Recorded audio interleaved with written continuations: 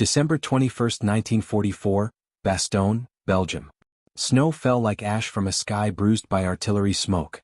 The world was white and burning at once. The pines of the Ardennes bent under the weight of frost and fear. Beneath them, men in torn winter coats shivered in shallow foxholes, not from the cold alone, but from the slow realization that they were surrounded. The 101st Airborne Division, the Screaming Eagles, had dug in to hold Bastogne, a small, unremarkable town that had suddenly become the hinge of an entire war. Roads from the north, east, and south all met here. Whoever controlled Bastogne would control the artery of the Western Front. Hitler's final gamble, the Ardennes Offensive, had thrown hundreds of thousands of German troops through the snowy woods in a desperate bid to split the Allied lines.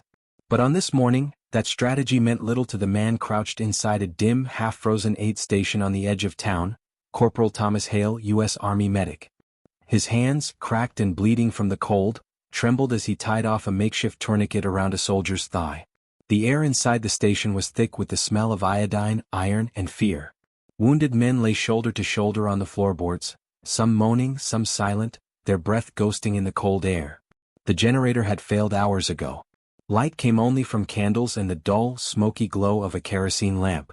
Outside, the thunder of German artillery rolled closer, shaking plaster from the ceiling. Hale barely flinched. He had grown used to the rhythm, the distant boom, the sharp whistle, the impact that made your teeth ring. Every explosion meant another stretcher, another set of eyes staring up at him, waiting. He was 24 years old. Before the war, he had worked in a small-town pharmacy in Iowa. Now, in this corner of hell, he was the only medic left in his unit. The field surgeon had been killed by shrapnel 2 nights ago. Supplies were nearly gone. Plasma pouches had frozen solid in the cold. Blood for transfusions, gone. The men were bleeding out faster than he could stop it. The army manual had no page for this. Hale pressed a rag against a soldier's wound and looked around the room. A dozen men lay still, their faces pale beneath flickering light. He counted the remaining ampoules of morphine. 3. The bottles of saline solution, almost empty. He ran his thumb along the glass, frost biting his skin. Outside, a jeep sputtered and died in the snow. Voices shouted orders, muffled by distance and wind. A medic ran in, frost on his eyebrows, panic in his voice. "They're saying the Krauts cut the last road, Hale. No trucks coming through. Not tonight. Maybe not ever." He nodded slowly. The words barely registered anymore. "Then we keep them alive," he said. He didn't know it yet, but that decision, quiet, almost resigned, would change everything. In the days to come, Bastogne would become a legend of endurance. But on that day, December 21st, it was only a frozen graveyard waiting to be filled. Temperatures dropped below zero. Ammunition ran low. Men tore open K-rations with shaking hands and prayed for warmth. In the sky above, gray clouds hid the Allied Air Force, their only hope for supply drops. Inside the aid station, Hale knelt beside another casualty. The soldier's lips were blue, his pulse faint. A fragment of mortar had opened an artery. Hale had no blood to give, no plasma to restore pressure. He watched the soldier's breathing slow. Something in him broke, not the panic of fear but the quiet fury of helplessness. He tore open a case of discarded medical supplies. A half-empty bottle of saline. A vial of glucose meant for dehydration cases. Empty transfusion tubing. He held them like relics, turning each under the lamplight, thinking. His training told him it couldn't work. His conscience told him he had no choice. War had reduced science to improvisation. The snow kept falling. Somewhere in the distance, a church bell rang, not from hope, but from the blast of a shell that had struck the steeple. Hale stared at his trembling hands, the same hands that once counted pills behind a pharmacy counter. He whispered to himself, barely audible. "There's got to be another way." Outside, the wind howled through broken windows. Inside, a single medic began to imagine something no manual had ever taught, a way to make blood without blood. He didn't know it yet, but what he would mix together in those next 48 hours, sugar, saline, and what little plasma powder remained, would become a lifeline for hundreds of men who should have died in the frozen Ardennes. And it all began here, in a candlelit ruin, with a man in his hands, fighting the cold, the dark, and the impossible. In history's great wars, victory often comes from strategy, courage, or firepower. But sometimes, it comes from something quieter, a single act of desperate invention born not of command but of compassion. That was what began in Bastogne. The snow kept falling. And a medic named Thomas Hale refused to let death have the final word. When orders ran out, courage began. Escalation, the siege tightens. By dawn on December 22nd, the world had turned to steel and snow. The German encirclement was complete. Bastogne stood isolated, a white island of resistance in a sea of gray armor. Artillery shells struck in slow rhythm, carving the air with invisible claws. The men of the 101st Airborne crouched in the ruins, wrapped in blankets stiff with frost. Their rations were frozen solid. Water came from melted snow, cigarettes were rationed by halves. In the cellar of a shattered convent, Corporal Thomas Hale worked alone. The air smelled of blood and lye. His gloves were long gone, his fingers cracked, bleeding into every bandage he tied. He'd been awake for 36 hours. There was no morphine left, no plasma, no antiseptic strong enough to cleanse the wounds piling up around him. Each hour more were brought in, stretchers sliding down the stairs, boots scraping stone. A rifleman with frostbite so deep his toes had turned black. A tank crewman burned from turret fire. A boy, barely 19, whispering for water he couldn't swallow. Hale moved among them like a ghost. He spoke softly, almost to himself. "Easy now. You're not alone." But he knew the truth, they were all alone. The next morning word spread through the ranks. The Germans had sent a message demanding surrender. Brigadier General McAuliffe's famous reply, "Nuts," made the rounds like a spark of defiance. The men laughed briefly and went back to shivering. Hale didn't laugh. He just looked at his shelves, rows of empty bottles, frost-covered bandage tins, and wondered how long defiance could substitute for blood. He checked his last wounded for the morning. 2 of them had died overnight. Their faces were peaceful, pale, the cold taking them before infection could. Hale exhaled, exhausted, and pressed a hand against the wood of the table, as if steadying the whole building. In that silence, a memory flickered. The pharmacy back home. Rows of glass bottles, neatly labeled. A mentor telling him, "Everything you need to save a man is already around you. You just have to know what to mix." The thought struck like lightning. He looked around at the wrecked room, bottles of saline, glucose, fragments of dried plasma, sterilized tubing. Maybe, just maybe, there was still a way. Confrontation, the impossible experiment. He began in secret. That night, Hale scavenged from every abandoned aid post in Bastogne. A bottle here, a vial there. He carried them in his medic's bag, hidden beneath the folds of his torn coat. Back in the cellar, he cleared a table beneath the flickering lamplight. He placed what he had. 3 bottles of saline solution, frozen at the neck. A packet of dried plasma powder, clumped from moisture. 2 vials of glucose. A dozen transfusion tubes, some broken, all filthy. He sterilized what he could with boiling water. Then, carefully he began to mix. The ratio wasn't in any field manual. It was instinct, science, desperation. He dissolved the plasma remnants into the saline, adding glucose to restore osmotic pressure. A crude attempt to mimic the volume and balance of real blood plasma. He whispered to himself as he worked, half prayer, half calculation. Sugar for energy. Salt for balance. Plasma for protein. God help us if it fails. Outside, artillery thundered. Dust fell from the beams. He prepared a small batch, barely enough for 1 transfusion. Then he waited, for courage or perhaps for madness. The patient was a private named Ellis. He'd taken shrapnel through the shoulder and lost nearly 2 pints of blood. Pale, sweating, drifting in and out of consciousness. Hale had already done all he could. Pressure, heat, prayer. The boy was fading. He set the needle, checked the line, and began the transfusion. The seconds stretched. The only sound was the drip of the improvised solution. Hale watched for signs: heart rate, breathing, skin tone. 10 minutes. Nothing. Then a tremor of life. Ellis's pulse steadied. His lips regained a hint of color. Hale blinked, unable to believe what he was seeing. He placed a hand on the boy's forehead, still cold but not deathly so. He felt something stir inside him. Hope, cautious but fierce. He made notes in the margins of an old medical report. Solution tolerated. Heart rate stable. Possible replacement fluid when plasma unavailable. Word spread slowly, whispered among medics. Hale's found something. Within a day, his formula was being replicated in other aid stations across Bastogne. They called it Hale's brew, a grim joke for something that wasn't supposed to work but somehow did. He adjusted the mixture for each patient, thinner for shock, thicker for dehydration. He taught others to boil snow for sterilization, to warm the fluid in their hands before infusion. Every success felt like defiance against nature itself. Still, it wasn't perfect. Some patients reacted badly, fever, fainting, pain. Hale recorded everything. He knew this wasn't a miracle, only a stopgap. But in war, a few hours of life could mean everything. Outside, the siege deepened. German artillery pounded day and night. Food ran low, morphine was gone. The dead were stacked outside the church under sheets of snow. Inside, the living clung to a fragile rhythm: pain, relief, silence. And through it all, Hale moved tirelessly, a figure bent over his work, his breath fogging in the cold. At one point, a lieutenant stopped him. "Corporal, what the hell are you giving them?" Hale looked up, eyes red from exhaustion. "Something that shouldn't work," he said. "But does." Resolution: holding the line. By Christmas Eve, the town was a graveyard lit by artillery flashes. Snowflakes caught fire midair as shells exploded above. Yet the aid stations were still running, barely, thanks to Hale's improvised fluid. In one night alone, 26 men stabilized. They lived long enough to be moved, long enough to be counted as survivors. Hale didn't celebrate. He just kept working. His hands shook constantly now. He slept in 20-minute intervals beside the wounded.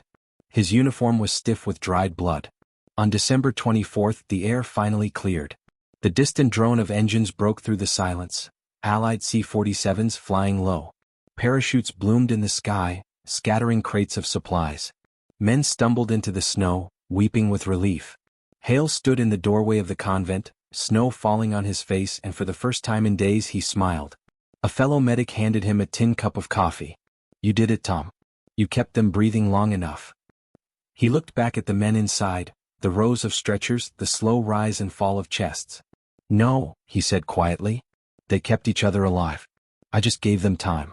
When Patton's Third Army broke through the German lines on December 26th, Bastogne was liberated. The siege was over. In the aftermath, Army doctors reviewed Hale's notes. His formula, crude, unorthodox but effective, was logged as an emergency substitute for plasma when supplies failed. Later studies would refine it into a precursor for the field saline glucose mixtures used in modern combat medicine. But Hale didn't know that then. He only knew the silence after the guns stopped. The sudden absence of thunder. The weight of what remained. He walked through the hospital ward that night, past men who slept, men who would live. He paused at each cot, whispering the same words. "You made it." Outside, Bastogne burned quietly against the snow. He sat alone in the doorway, wrapping his bandaged hands around a small flask. The stars above were sharp and cold. Somewhere in the distance, a church bell rang again, this time by human hands. He thought of home, the warm smell of disinfectant and oak in the pharmacy, the hum of the ceiling fan, the sound of snow falling outside the window. He realized he would never see any of it the same way again. For now, there was only silence and the slow, steady rhythm of life returning to men who should have died. What Hale didn't know was how far the ripples would spread. His field notes were later copied by medics across Europe. His homemade blood substitute, part science, part miracle, became a case study in adaptive medicine. But the official reports never mentioned his name.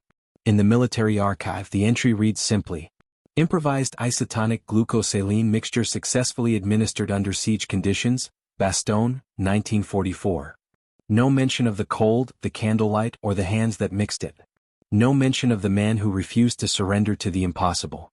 What he didn't know was that saving one life, then another, had quietly changed battlefield medicine forever. And in that cellar, beneath the echo of artillery and prayer, the war's turning point was not made by generals, but by a medic who would never call himself a hero. The legacy. The quiet ones never asked to be remembered, but history remembers them anyway. When the guns finally fell silent over the Ardennes, the snow kept falling, not as a storm this time but as a shroud. The white fields stretched for miles, covering the scars of foxholes, the burnt-out shells of tanks, the blackened remains of once living trees. The Battle of the Bulge would be remembered as one of the bloodiest fights of the Second World War. More than 80,000 American casualties, tens of thousands more on the German side. The historians would write about the boldness of Hitler's last offensive, the endurance of the 101st Airborne, the heroism of General McAuliffe's defiance. But amid all that, no page would tell of the man in the cold cellar who had mixed sugar and salt and courage into something that saved hundreds of lives. Corporal Thomas Hale walked out of Bastogne with the same duffel bag he'd carried in. Inside were his medical notes, pages stiff from cold and smudged with blood. On the last line, written in his tight, controlled script, were 5 words. Improvisation born of necessity, effective. He didn't think it was history. He thought it was survival.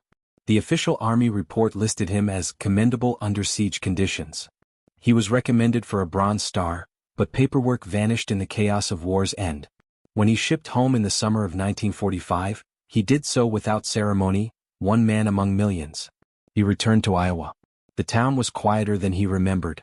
The pharmacy he once worked in had changed owners. He rented a small apartment above the hardware store and took a job stocking shelves. People called him Doc, sometimes, though he never corrected them. He spent most of his days measuring powders, labeling bottles, and staring at the rows of clear liquid in the window: saline, glucose, antiseptic, the same ingredients that had once replaced blood. At night, he walked home through the snow and listened to the sound of his own footsteps, the same rhythm that had once echoed down a ruined church cellar in Bastogne. Sometimes he'd stop by the American Legion Hall. Men there would tell their stories, about tanks, air raids, medals. Hale would listen, nod, and smile, but he never mentioned the cellar. He never talked about the boy named Ellis who lived, or the hundreds who might have died without his brew. He'd say only, "I did my part," and leave it at that. Years passed. Wars changed. Medicine advanced. By the 1950s, the military had standardized isotonic saline and glucose solutions for field transfusions, the same formula Hale had improvised under siege. In 1962, a medical journal cited an unidentified U.S. Army medic, Bastogne, 1944, as the first documented field application of the method. He never saw the article. In 1971, Thomas Hale retired. He moved to a small farmhouse outside Des Moines. There, surrounded by cornfields and silence, he lived the rest of his life the way he'd fought the war, quietly. He tended a garden, read medical journals, and sent anonymous donations to veterans' hospitals. When he died in 1983, there was no headline. The local newspaper ran a single paragraph. Thomas Hale, 63, pharmacist and veteran of the 101st Airborne Division, passed away peacefully at home. He is survived by his wife, Eleanor. It did not mention the men whose lives had outlasted his invention. But history, like blood, has a way of circulating, even when it moves unseen. In 1999, during the research for a documentary on the Battle of the Bulge, an archivist in Washington uncovered Hale's field notes, brittle, water-stained pages found in a forgotten army crate. The handwriting was still legible. The formula still clear. On the back of one sheet, in faded pencil, was a line written not for the record but for himself. Sometimes the only thing left to give is the will to try. When the documentary aired, a single photo appeared on screen: a young medic in a heavy coat, crouched beside a stretcher in the snow, face half hidden by shadow. The narrator's voice said simply, "In Bastogne, one unknown medic saved hundreds with what he called a homemade blood substitute." His name was never officially recorded. But viewers noticed the name scribbled on the edge of a page shown briefly in the film: T. Hale. Within weeks, veterans who had served in Bastogne recognized him. They wrote letters. One said, "If you got a transfusion there and lived to tell it, odds are Hale had a hand in it." For a brief moment, his story resurfaced, not in textbooks or museums, but in the hearts of those who had survived. Today, in the 101st Airborne Museum in Bastogne, there's a small glass display case. Inside it, a rusted medical kit, a few vials, a note in faded ink. The label reads, "Improvised Field Transfusion Equipment, Bastogne, 1944. Believed to have been used by U.S. Army medic Corporal Thomas Hale." Visitors often pass it without stopping. The brighter exhibits draw more attention: the rifles, the uniforms, the maps. But if you stand there long enough and look closely at the small glass bottles, you can still see faint crystallization, traces of salt and sugar frozen together more than 70 years ago. It isn't much to look at, but it's what history is made of: fragments, forgotten and fragile, holding the weight of countless lives. If you listen to the veterans who were there, they'll tell you something about Bastogne. That courage didn't come from orders or speeches. It came from the small, stubborn acts no one expected: the Jeep driver who shared his last cigarette, the nurse who stayed through the shelling, the medic who refused to stop trying. They'll tell you that survival was an accumulation of small mercies. And that somewhere in the smoke and the cold, humanity itself was preserved, not by generals or strategy, but by hands that trembled and kept working anyway. Some men fight. Some lead. Some invent. And some, like Thomas Hale, do all three in silence. He never wrote a memoir. He never stood on a podium. His name never appeared in the official histories of the 101st Airborne. But the soldiers who walked away from Bastogne carried his legacy in their veins, literally.